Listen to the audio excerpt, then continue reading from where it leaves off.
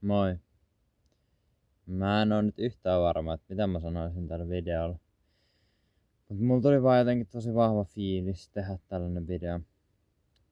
Mä oon aika pitkään miettinyt tällaisten tekemistä. Ja nyt vaan jotenkin tuli semmonen fiilis, vois tehdä. Mä en tiedä tuleeko tää ole millään tavalla niinku järkevän kuulosta tai mitään, että kunhan vaan kuvaan vähän omaa ajatusvirtaa. Ja mä haluan nyt heti sanoa, että jos mä sanon jotain asioita, mä en väitä, että mä oon oikeassa. Mä en väitä, että mä tiedän yhtään mistään mitään. Mä haluan vaan jakaa omia ajatuksia, omia kokemuksia. Ja mä toivon, että sitä kautta ihmiset, jotka näitä videoita katsoo, jos joku katsoo, ne niinku sais itselleen ajatuksia. Ja pohtis oikeasti asioita. Mä koen, että mulla on ollut tän tyyppistä videosta tosi paljon hyötyä.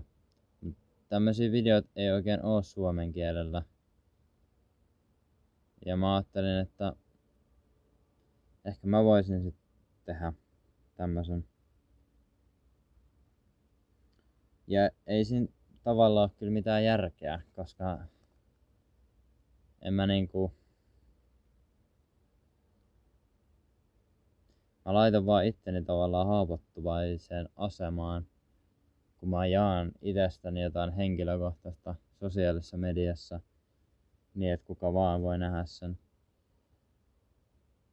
Mut en mä tiedä. Mä haluan vaan niinku... Mä koen, että mulla on ollut näistä paljon hyötyä. Tää tuntuu mun mielestä oikealta tehdä. Ja mä tiedän, se on se pohjimmainen syy, miksi mä näitä haluan nyt alkaa tekemään. Mulla on ollut tässä nyt semmosen 1,5 vuoden aikana muutamia semmosia aika vaikeita ajanjaksoja. Ja kuten ihmisillä nyt yleensä onkin. Välillä on huonompaa, välillä on parempaa. Ihan normaalia. Mut mä koen, että mä oon nyt muuttunut tässä niinku sanotaan viimeisen 10 kuukauden aikana ihmisenä ihan älyttömästi. Oikeesti ihan älyttömästi.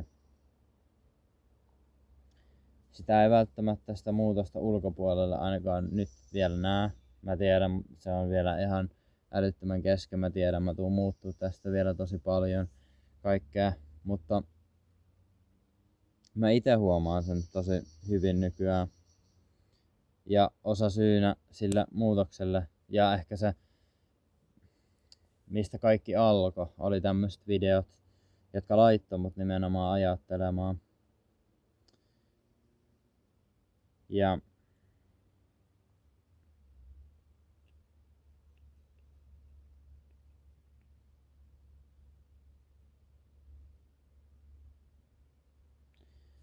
tää tuntuu kyllä tosi vaikea puhua kameralla. Niin kuin ehkä huomaatte, niin tää ei oo todellakaan mulle luonnollista tai mitään, mutta mä haluan yrittää ja tulla paremmaksi tässä toivottavasti.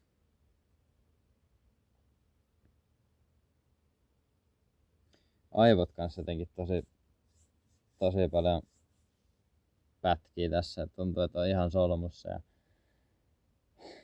ei oikein keksi mitä sanoa. Äsken oli taas niin hyviä ajatuksia, mutta nyt kun laittoi kameran päälle, niin ei tuntuu, että kaikki hävisi.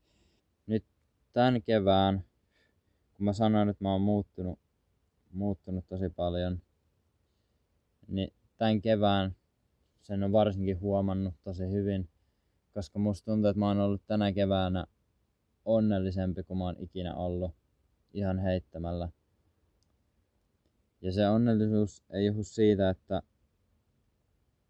mulla olisi niinku vaikka jotain materiaa enemmän tai mä olisin saavuttanut jotain tai mitä ikinä. Mut se johtuu jotenkin niinku siitä, että on oikeasti ajatellut asioita. Ja sellainen, että mäkin on niinku nykyään isoimpia asioita, mitkä on ehkä muuttunut, niin on se, että mä oon nykyään tosi kiitollinen oikeasti kaikesta. Mä osaan arvostaa oikeasti aidosti asioita. Mä esimerkiksi vaikka kevät on jotenkin mulla ollut aina semmonen, että se on ihan kiva semmonen, että venaillaan kesää aika.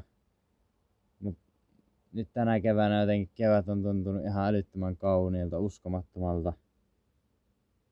Jotenkin niinku ihan tommosia pieniä asioita, mistä on vaan kiitollinen. Se on ehkä yksi isoimmista asioista. Ja tavallaan se myös, että on kiitollinen myös negatiivista asioista. Ja nykyään mä jopa toivon tavallaan, että mulla tulisi negatiivisia asioita, epäonnistumisia tai mitä ikinä, koska ne nimenomaan niin kasvattaa. Ja niistä oikeasti oppii. Ja se, että jos tapahtuu joku negatiivinen asia, niin se tapahtuu, mä uskon nykyään, että se tapahtuu ihan syystä. Ja niin, että niin kaikella on tavallaan tarkoitus. Ja mä en oo niinku, jos on tullut vaikka joku epäonnistuminen, en mä oo sitä jäänyt sen enempää miettiä. Se tapahtuu, elämä jatkuu, ei mitään ihmeempää. Saattaa se totta kai hetken harmittaa näin, mutta niinku, mitä sitten? Mä koen, että onnellisuuteen vaikuttaa myös tosi vahvasti se, miten sä tunnet itsesi. Koska mikä on ihmisen tärkein tavallaan ihmissuhde, niin se on totta kai itses. Sä koko ajan elät itses kanssa tavallaan. Sä elät koko ajan omissa ajatuksissa. Jolloin se, että sä oikeasti tunnet itses, niin se oikeasti muuttaa asioita. Ja se ei nyt tarkoita sitä, että sä tiedät, minkä ikäinen sä oot tai että mitä harrastuksia sulla on. Vaan se tarkoittaa oikeasti sitä, että sä meet syvälle omiin ajatuksiin. Sä tavallaan mietit, että mistä jotkut asiat johtuu. Vaikka mistä johtuu, että sä tunnet nyt iloa tai mistä johtuu, että sä tunnet nyt surua. Että mistä asiat johtuu, koska kaikki vaikka tunteetkin, niin ne johtuu jostain. Tai mä uskon, että kaikki tavallaan asiat, niin ne on opittuja jostain. Ja kaikki tavallaan vaan johtuu jostain. Niin se, että sä mietit, että mistä se johtuu. Mitä sulla on vaikka joskus joku sanonut, että sä sen takia tunnet nykyään jonkun asian jollain tavalla. Ja kun oppii oikeasti tuntee itseään niin ihan kunnolla, niin se on mun mielestä myös tosi game changing. Ja mä koen, että siinä mä oon ite vielä tavallaan tosi vaiheessa. Mä tiedän, että mullakin on siinä tosi paljon vielä tehtävää periaatteessa. Mutta mä oon oppinut tuntemaan itseäni paljon paremmin. Se, että sä pääset tollaisiin syvällisiin ajatuksiin, niin vaatii oikeasti aika paljon. Se vaatii sitä, että sä haluat oikeasti ajatella niin. Ja nimenomaan vaatii nykyään, koska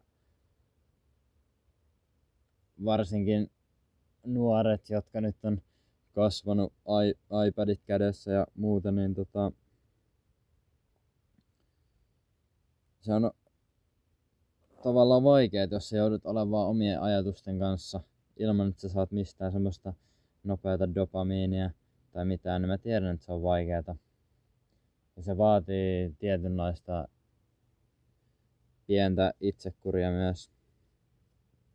Se, miten mä oon itse toiminut, tai mikä on mulle itselle toiminut parhaiten, on ollut se, että mä menen vaan metsään kävelee, mä jätän puhelimen kotiin Ja mä oon siellä, ei mun tarvi edes kävellä. Mä saatan vaikka mennä tämmöiselle kivelle istumaan ja ajattelemaan vaan niinku, mitä on mielessä.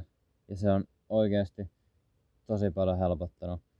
Jotenkin se, että sä meet ulos, sä meet sieltä sun huoneesta pois, meet uuteen ympäristöön, niin sä näet jotenkin asiat eri tavalla. Sä pystyt keskittyä ehkä paremmin.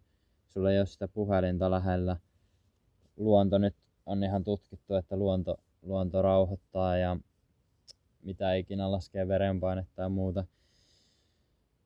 Mä oon kokenut sen toimivaksi ja voin suositella kaikille. Toi puhelimen käyttää sosiaalinen media on myös semmonen, mitä mä oon nyt ite Henkko rajoittanut tosi paljon. Mä koen, että se on myös vaikuttanut mun onnellisuuteen. Se on asia, jos mä myös voisin puhua tosi paljon enemmänkin, voisin tehdä vaikka oman videonkin siitä.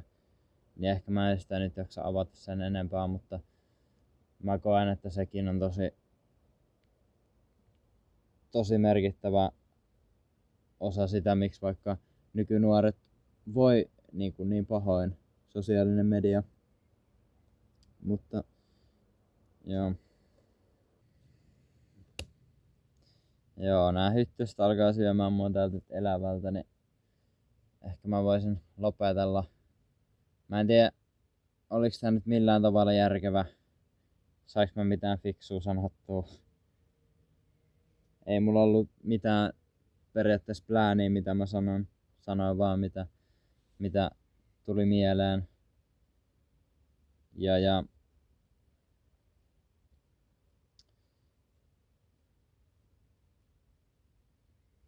kuten varmasti huomasitte, niin ei ole todellakaan mulla luonnollisin asia tämmönen, mutta mä yritän kehittyä ja tulla paremmaksi.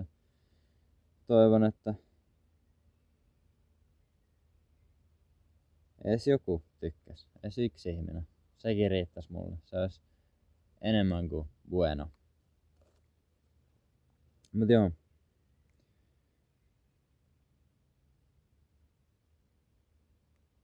Eipä mulla muuta. Mä lähden kattoo tästä Suomi-Sveitsi finaalimatsia jääkiekossa, jonka Suomi toivottavasti voittaa. Joo. Kiva kun katsoit videon. Moro!